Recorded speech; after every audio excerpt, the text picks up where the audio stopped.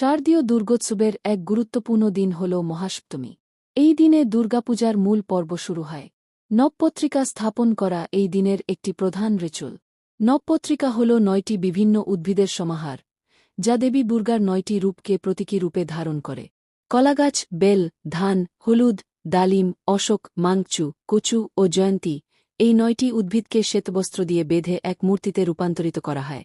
এরপর এই নবপত্রিকাকে দেবীর পাশে স্থাপন করা হয়, যা এই পূজার এক অবিচ্ছেদ্য অংশ। সপ্তমীর দিন সকালে স্নানের পর দেবীকে আহ্বান জানানো হয়। এই আহ্বানকে বলা হয় কল্পারম্ভ। কল্পারম্ভের মাধ্যমে দেবীকে মণ্ডপে স্থাপন করা হয় এবং এরপর থেকে মূল পূজার সূচনা হয়। পুরোহিতের মন্ত্রপাঠ, শঙ্খধ্বনি এবং ঢাকের আওয়াজে পূজামণ্ডপ মুখরিত হয়ে ওঠে। প্রতিমা থেকে পর্দা সরিয়ে দেওয়া হয় এবং দেবীর চোখ উন্মোচন করা হয়, যা চক্ষুদান নামে পরিচিত। এই রিচুয়ালের পর দেবীর প্রতিমা জীবন্ত হয়ে ওঠে বলে বিশ্বাস করা হয়। মহাসপ্তমীর দিন দেবীকে বিভিন্ন উপাচারে পূজা করা হয়। নানা ধরনের ফল, মিষ্টি, নৈবেদ্য এবং পুষ্প দেবীকে নিবেদন করা হয়। এই দিনে বিভিন্ন ধরনের ভোগ রান্না করা হয়, যা দেবীর কাছে উৎসর্গ করা হয়। বিশেষ করে খিচুড়ি, লাবডা এবং ৫ ধরনের ভাজা, এইগুলি ভোগে অপরিহার্য।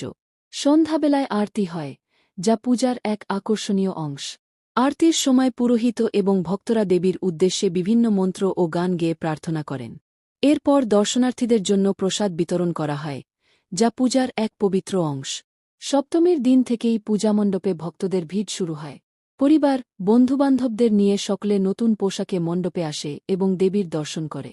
এই দিনটি শুধুমাত্র ধর্মীয় আচার অনুষ্ঠানের মধ্যে সীমাবদ্ধ নয়, এটি বাঙালির এক সামাজিক উৎসবও বটে।